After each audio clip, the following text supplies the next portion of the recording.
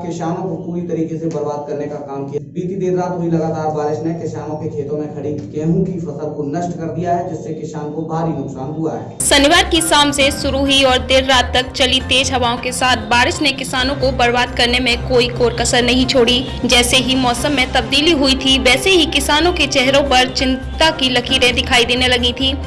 शनिवार की देर शाम तेज हवाओं के साथ बारिश शुरू हुई, फिर बारिश थम गई, लेकिन देर रात तक हुई भीषण बारिश ने किसानों की खेतों की खड़ी गेहूं की फसल को बर्बाद कर दिया है।